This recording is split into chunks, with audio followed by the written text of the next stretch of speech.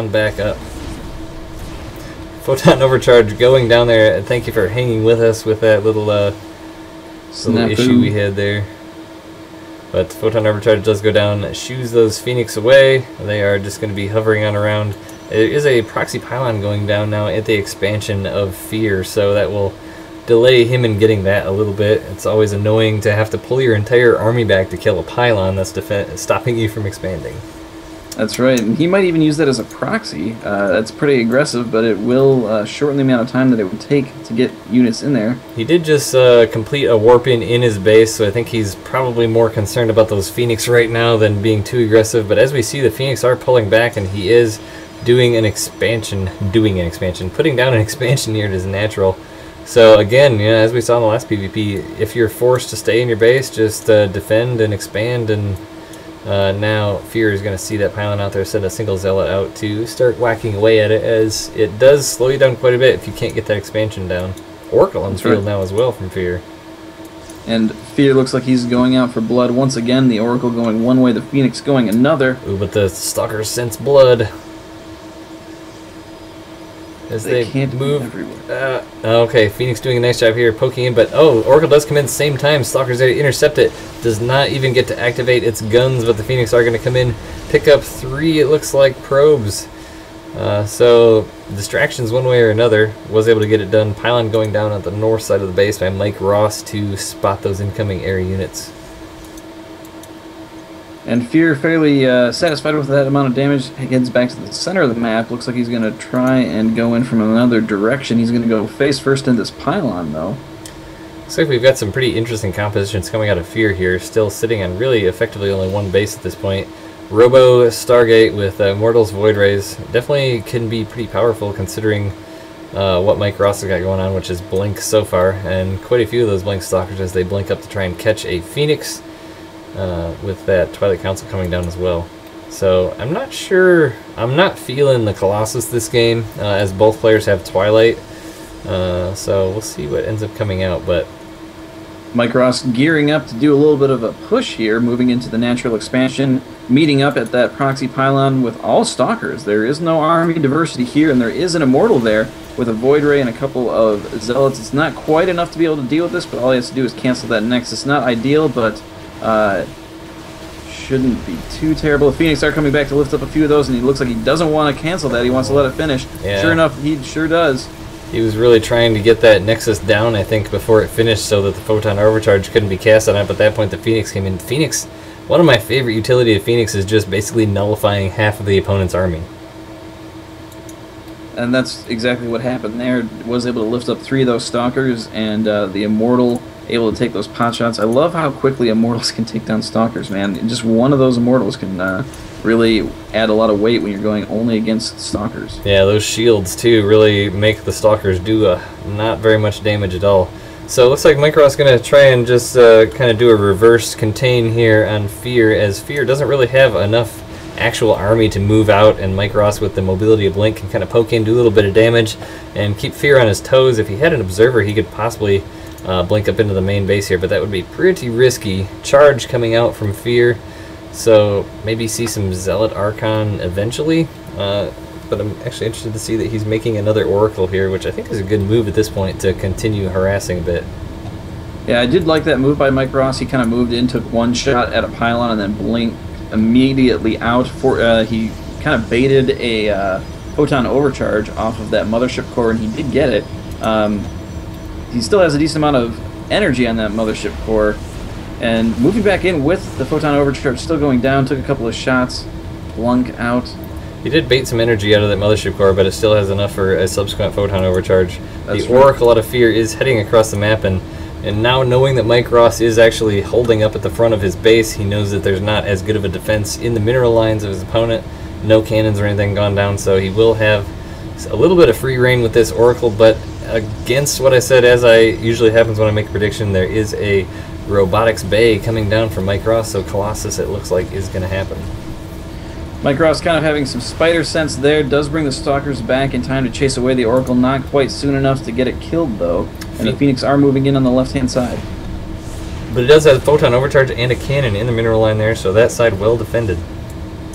Does get a kill there on one of the probes that was standing by a pylon, and they're going to have to be content with that as they move back home. And Fear, knowing that Mike Ross did have to pull back, takes a quick second there. All right, guys, go take out that pylon, and moves right back to his defensive position at the front of his natural. So here's the tricky bit on this map. Both third bases are fairly difficult to defend at this point. You know, you have the nice little choke here at the natural. The third on the right, very wide open. Third on the left is just kind of just a long ways away. Mm-hmm. Oh, and a little bit of envision going down there on the natural expansion by that Oracle, keeping tabs on the army as most of it is right there. Phoenix coming back in from the north. And Fear is gearing up to do a major push here. He has got a proxy pylon going down, gathering his army on the bottom left, trying to force the army of Mike Ross to the left-hand side of his base with those Phoenix, but Mike is not biting, it doesn't seem. Yeah, and Mike Ross did make a pass over his opponent's base with the Phoenix, not seeing any army. He's got to have a whiff of a feeling that there is going to be this push there. There are some High Templar on the field here. No Storm research. They're going to be morphed into Archons. Colossus, Extended Thermal Lances, about half done. A Colossus about half done as well. So if Fear pushes out here relatively quickly, the Colossus won't be out in time. Oh, there's one Colossus, but the range won't be out in time. That third base is not going to make it, though, and it didn't get a cancel either. No, it did not. The so numbers are down for Fear here, but man, the firepower of these Immortals and Archons. That's right. And they're both kind of even in upgrades, too. Both only have their ground weapons. Difference is charge and blink. Ground weapons level 2 is about to finish up for Mike Ross. So that will be helpful, and I think he's kind of waiting for that to try and engage this, allowing the Photon Overcharge to chase that away, and even willing to sack that Warp Gate if he had to. Dark Shrine as well coming down from Mike Ross, so he's going to have some pretty key upgrades finishing all at once. He's got Zealot Charge, Extended Thermal Lance, and +2 attack. So Fear probably making the wise decision of pulling back. That's right. But he was able to use that aggression to put down a third base and is moving his army to try and hold that, grabbing that tower on his way back. So he has quite a bit of vision here, knows kind of what's going on. But Mike Ross is getting ready to move out. Yeah, he does kind of have those pylons spread all over the place there, and he still does have this Oracle here too, so if he keeps tabs on that and sees when his opponent moves out, he could kind of swing that in, even though there is a bit of a cannon there. Those pylons going down will supply block him a little bit, but Mike Ross decided to take his third base at the opposite position as he did initially. Oh, and 2 Stargates coming down from Fear as well, so he's going to be going for the Stargate play as well as the Fleet Beacon, so he's going to be going for some Tempest, I hope, seeing that there's Colossus on the other side of the map. Oh, but there's... oh, Void Rays. Huh, interesting. Okay. Fleet Beacon does finish up, but he's got 2 Void Rays queued up to come out here as soon as he's unsupply block, chrono boosting them. Now, Mike Ross does have a couple of DTs on the map, and Fear, kind of the only thing that he has to be able to see those, reveal those, is going to be that Oracle. But that's kind of in the middle of the map, and it looks like the Stalkers are moving in to try and take it down. Blake's forward does get a couple of shots off, and oh, it barely gets off. He did have a DT come into the third base there, but did have an Observer right on top of his army, so that was pretty convenient as he was able to take that out and not take any damage from it. That Envision on those Stalkers is going to give him great situational awareness of the army positioning of Mike as well. So Mike moving across the map, trying to take as much ground as he can from his opponent. That Oracle is moving in, kind of hanging out in a neutral position. Only has 2 health left. That Archon does come back to clean it up. Still the upgrade advantage for Mike Ross as well. Oh, hallucinating a lot more Colossus. He's going to make a nice concave of both real and hallucinated Colossus. That pylon finishing up. This is going to be pretty hard to hold off by Fear. He's got his units spread out as well in anticipation, and here comes the game, folks. Mike Ross with the hallucinated Phoenix on the right-hand side, not really drawing any attention though. But I don't know if it really matters as he's pushing forward these, microing those Colossus around. He is able to see those hallucinated Colossus there, so the Tempest initially were shooting at the hallucinations, but with the Observer we're able to shoot at the correct ones. But Mike Ross is continuing to push up there, warping in another round of Zealots. with that Zealot charge running right on up there. One Colossus does have just a sliver of hit points left, but still up in the battle, doing a lot of damage. All it would take is one shot from those Tempest. Those Tempests are continuing to try and battle this out. Zealots are coming in to try and do whatever damage they can. They are able to take out one of the Archons, moving down, getting surrounded, and now the Colossus are going down, so that is a big hit in Mike Ross's army, but more reinforcements are coming in as the Tempests are forced to flee very slowly. And pretty much all that's left of Fear's army at this point is the Tempest, warping in a few more Zealots, but now he's back to only his main and distant third, but the units of Mike Ross continuing to amass in his base. The Zealots doing lots of damage, and GG. GG. So I can postulate as to why Fear lost that. I think that those Void Rays were a mistake after that Fleet Beacon came down. What do you think? Yeah, that sounds about right. Because he had how many... I don't want to take the time to zip back in the replay, but I think he had maybe 3-ish Tempests when he moved in there.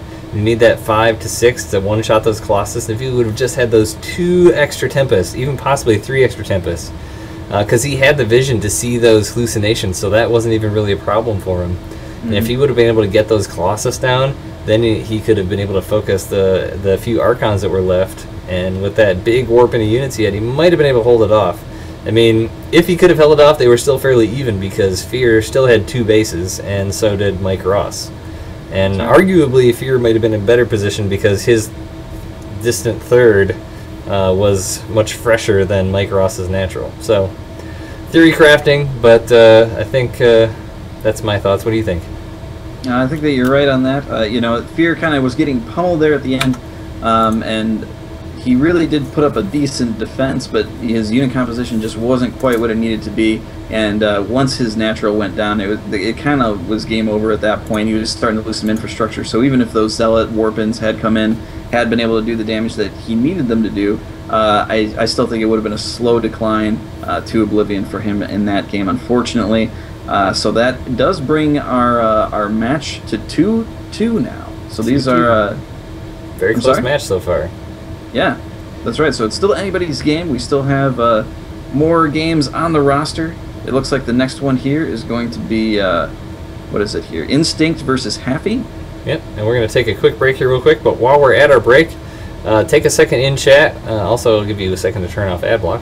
But while we're at our break, take a second in chat and tell us your thoughts. What was the turning point of that game? At what point did one player win or lose? And we will be right